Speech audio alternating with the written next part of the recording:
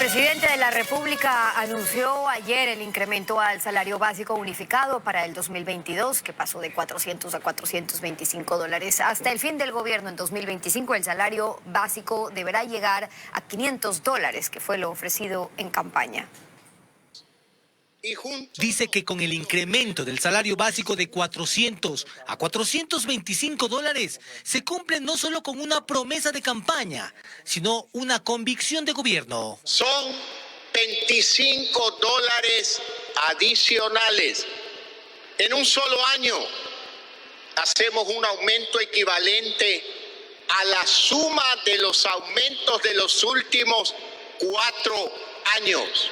La medida fue oficializada mediante el decreto ejecutivo número 286, suscrito este lunes, y comenzará a regir desde enero del 2022. Esta decisión fue tomada después de que el Consejo Nacional de Trabajo y Salarios no llegara a un acuerdo con los trabajadores. Porque ya es hora de mejorar sus ingresos, porque los primeros en recibir los frutos del despegue deben ser quienes más sufrieron la crisis y la enfermedad en la época de la pandemia. Para el presidente, este incremento porcentual es el más alto que ha tenido el país y que servirá para apuntalar la economía del próximo año.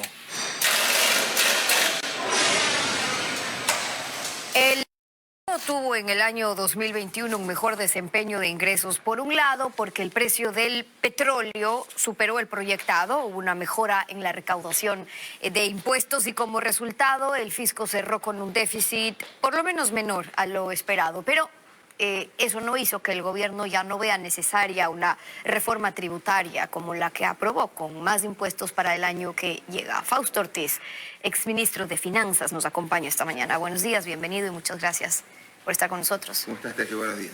Empecemos con esa última proforma que ha presentado el gobierno, pero antes de eso la decisión que ha anunciado ayer con un incremento al salario básico en 25 dólares, un monto importante si hacemos referencia al incremento que se ha dado en los últimos años. ¿Justa y necesaria? Bueno, quizás la parte extraña es que habiendo inflación negativa en los últimos 3 años, está aumentando más del 6% el año actual, es decir, está avanzando mucho más allá de lo que es la inflación histórica. Quizás está trabajando hacia una inflación futura, aunque más bien es un cumplimiento de campaña. La última vez que hubo un salario incremental tan fuerte fue allá por el año 2008, cuando el presidente Correa pasó de 170 a 200. Y yo recuerdo cuando éramos parte de ese gabinete, a la semana siguiente de la sesión de ministros, el presidente armó un escándalo, un reclamo, porque cómo puede ser posible que haya aumentado tan alto el salario por ese 17%, que superaba la productividad y superaba el salario. Pero parece que después le quedó gustando porque igual siguió año tras año incrementándolo, lo cual de alguna forma pasa el mensaje de que a veces los políticos toman decisiones que no son tan acercadas a la parte técnica. Ahora, en cuanto al impacto que va a tener en la economía, con la última decisión del gobierno, hay un incremento del salario básico que no se había contemplado obviamente en esa proforma porque se la ha aprobado ayer, pero aumenta el rubro de pagos en sueldos y salarios por ende. Claro, pero en el sector público muy pocos funcionarios están en el rango del salario básico. Por ahí habrá incrementos seguramente en el valor del 13º, en el valor del 14º, algún rubro pequeño que no impacte. La preocupación es que si hay todavía algún rezago de beneficios que estén vinculados con el salario básico unificado, entonces eso podría incrementarse, pero no debería ser un incremento tan fuerte. El mayor riesgo es en el sector privado. Alguien está por ser contratado el día de mañana y alguien luego dice, han subido, mejor esperemos un poco. Ese otra vez, detente una economía que quiere empezar a crecer, esa es la parte más dura. Hay mucha gente que sale de universidades, del estudio, hace el trabajo, más de 200.000 personas al año, esas personas son las que dicen, y ahora esto me beneficia, me perjudica. Lo más probable es que lo perjudique, pero vamos a ir viendo cómo la economía se desenvuelve. Ahora, el fisco va a cerrar ese año con un menor déficit, eso es bueno, porque siguiendo esa línea, el 2022 debería disminuir aún más, pero los gastos que estamos viendo en la proforma no bajan, aumentan en $1.000 millones. Eso es, ministro, lo que toca, justifica y decir que responde en su mayoría a este incremento anual que debe hacer el gobierno en educación y en salud, porque la Constitución así manda, me refiero al incremento del 0.5% del PIB. Sí, a ver, los gastos se incrementan, pero también se incrementa la economía como un todo. Frente al Producto Interno Bruto, ojalá el gobierno logre cumplir su plan cuatrianual, que implica, si bien un aumento en el gasto, pero una caída frente al Producto Interno Bruto, que al final del día es lo que nos interesa. Lo mismo en el lado de los impuestos. El año pasado la economía cayó en impuestos a 12.300 millones de dólares, después de un 2019 que fue 14.000 millones. Pero en el año 2021, el actual, quizás lleguemos a 13.100 millones, pero pareciera que 13.100 millones es más que 12.300, y en números es cierto. Pero cuando uno lo compara contra el tamaño del Producto Interno Bruto, estamos exactamente en el mismo 12.5% del PIB. Es decir, de 2020 a 2021 no ha habido incremento en impuestos, lo que ha habido es una mejora en el Producto Interno Bruto. Y es la ley tributaria, este aumento de impuestos que hace el gobierno, la que le permite dar ese pequeño brinco para llegar después de 4 o 5 años en su plan cuatrianual y del Plan Nacional de Desarrollo, poder llegar otra vez al 13.5, que es el mismo nivel de presión fiscal, de presión tributaria que teníamos hace casi una década. Por lo tanto, hay que hacer un esfuerzo importante en el tema de recaudación, no tanto con más impuestos, pero mucho más importante en el tema del gasto. Y ojalá que el gobierno no se confunda pensando que tiene más plata por el lado de impuestos y que pretenda no recortar el gasto, que es la figura que tiene que hacer. Y además porque es lo que hemos venido viendo en los últimos años. Pero ¿qué pasa con los gastos? Yo le preguntaba si justifica decir, ok, hay que hacer un incremento del 0.5% en salud, en educación. Eso es importante porque a todos nos importa qué pasa con educación, qué pasa con salud. Pero no siempre cuando hablamos de un rublo en salud, en educación, se refiere a más maestros o a más médicos. Hemos hablado de dónde pueden estar los recortes cuando tiene que ver con burocracia. Cuando hablamos del cuadro que presentan ellos en gastos permanentes y en gastos no permanentes, ¿qué observa usted en cuanto a lo que se contempla en gastos al personal? Ahí lo vemos. Entonces, gastos de personal hay del 10.3%, porque pasan de 8.243 millones a 9.000 millones, pero luego en los gastos no permanentes, por cierto, ahí le ponen la palabra de inversión, porque prefieren contemplarlo como inversión, que era lo que hacían los anteriores gobiernos, pero son egresos en personal, lo ponen para inversión. Allí hay una disminución de 1.149 a 340, ok, un menos 70%, pero en el total seguimos hablando de un aumento. ¿Crecen los gastos en personal? Sí, hay un reacomodo contable, ¿no? Pasan unas cuentas de gasto personal que estaban abajo en el grupo de gasto de capital de inversión como inversión, y lo pasan y lo acomodan hacia gasto corriente. Hay un acomodo. Pero hay cosas que, por ejemplo, no se hacen y vienen algún tiempo sin ajustar y no sincerar las cifras. Por ejemplo, la plata que se le da a los municipios. Eso viene del 21% de los ingresos permanentes. Ese es un gasto permanente, porque si viene un ingreso permanente, es un gasto también permanente. Y eso lo ubican como gasto no permanente, y ahí entonces logran ¿Con qué equilibrar. fin? ¿Por qué han jugado todo este tiempo? No me refiero solamente de ahora, sino desde hace años. Ahora lo que se intenta también es transparentar, pero finalmente hay un juego ahí entre el gasto no permanente y el gasto permanente. Porque eso es una norma constitucional, entonces, y eso tiene que ser cumplido con mayor recaudación, con más impuestos. Entonces el gobierno dice, estamos discutiendo si es corriente o permanente en la clasificación adecuada. La Constitución dice permanente, no corriente. Entonces ahí hay un tema que la Asamblea se la viene conversando, pero no termina nadie de poner ese cascabel. Y pregunto esto para luego poder preguntarle si usted considera en la revisión de la proforma si finalmente se está cumpliendo ese incremento que constitucionalmente se puso para que haya ese 0.5% más en incremento en salud y educación, que son los dos rubros importantes. Ahí hay una trampa, ¿no? La Constitución dice incremente medio punto del PIB. Es decir, si está en 3, pásalo al 3.5. Pero acá los políticos no hacen ese incremento. Lo que hacen es, apruebo el presupuesto de educación, supongamos que sea 5.000 millones, eso es lo que lo apruebo. Le pongo el 0.5, ahora es 5.500. Ejecuto y no puedo porque no tengo plata, y entonces va a 4.500. Al año siguiente, partes de 4.500 y dices, ponle el 5%, el medio por ciento más, y llegas otra vez a 4.500. Es decir, estás patinando, no estás incrementando el tamaño del peso del sector de educación y salud contra el PIB. Hace 10 años, en el 2006, se hizo esa consulta, ese plebiscito, quedó así, se lo plasmó en la Constitución del 2008, pero ahí eran como 2 y 3% los gastos de salud y educación. Y hoy día estamos iguales, 3%. Por lo tanto, estamos en esa suerte de que no logran incrementar el rubro de gasto de educación y salud, y eso se siente a nivel nacional.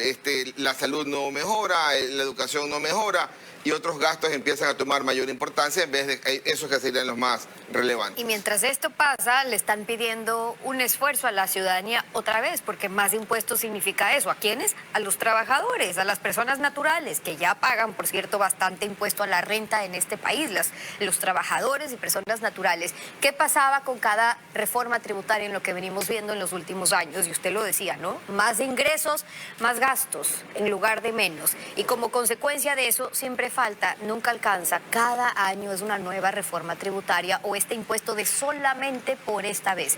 Y ahora, ¿qué tenemos? Revisando el plan cuatrianual, hasta el 2024 podría durar este impulso del impuesto patrimonial mayoritariamente, y después, ¿qué? ¿Van a necesitar otra reforma tributaria?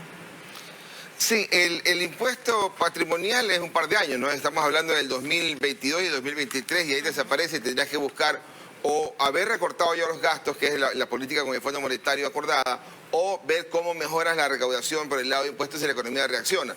Nuestra economía cayó casi 8% el año pasado, este año quizás crezca arriba del 3,5%, el año siguiente ojalá crezca ese también un 3 o 3,5%, es decir, nos está tomando entre 2 y 3 años recuperarnos. Vecinos como Colombia, como Perú, que cayeron 10% Perú, 8% Colombia, ya lo recuperaron íntegramente en un solo año. Es decir, algo nos está faltando, no nos estamos enfocando en la reactivación económica, que debería ser lo más importante, porque aparte que reactiva la economía, también genera el empleo, que es donde estamos muy golpeados como país.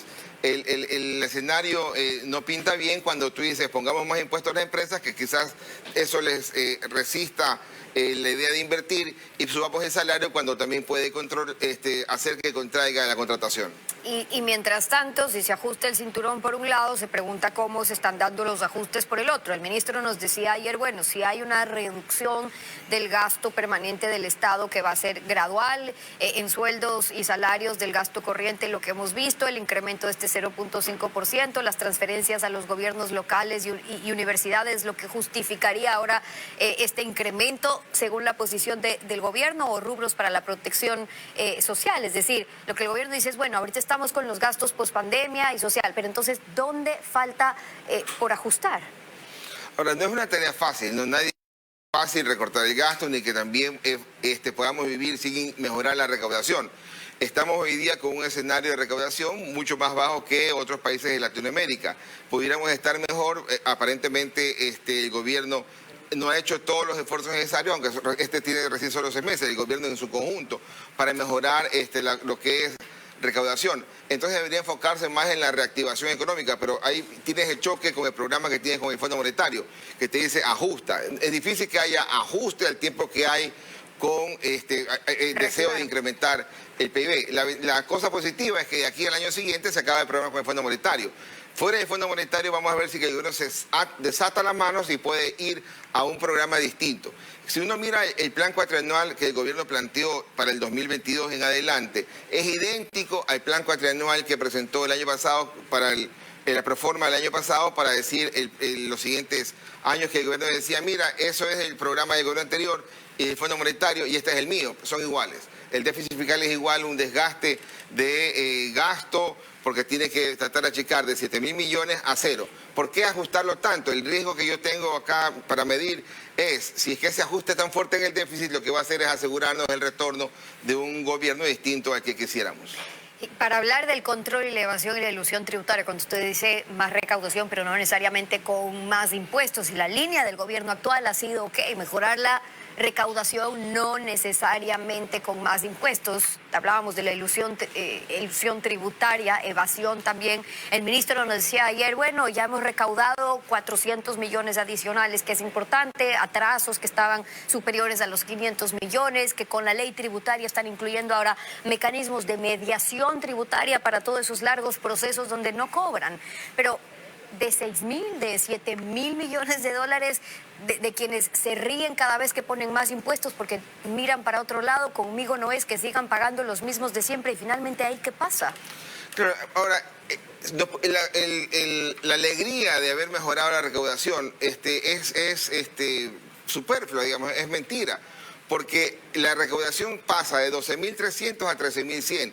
Pero cuando uno la compara contra el tamaño de la economía, que el año pasado cayó de 108 mil millones a 98 mil y ahora rebota otra vez a más de 100 mil millones, lo que estamos recaudando hoy día es porque hay más actividad. Porque la gente que el año pasado estuvo encerrada mucho tiempo, entonces ahora salió y pudo volver a consumir y a ver actividad económica. Y entonces estamos 12.5, o sea, estamos recaudando en impuestos frente al tamaño de la economía exactamente igual que el año atrás en pandemia. Por eso el gobierno justificó claramente, y el Fondo Monetario le decía, tienen que ir a recaudar más impuestos. El fondo le decía, anda por 3 puntos del IVA, el gobierno le dijo que no, le dijo, voy a tratar de mejorar el tema de recaudación por el lado de impuesto a la renta, que es lo que ha planteado, y para poder tener algo de respiro mientras se hacen el resto de ajustes, entonces va por el patrimonial, que se le fue un poco a la mano, sí, 2 años es demasiado, el fondo decía inclusive solamente 1.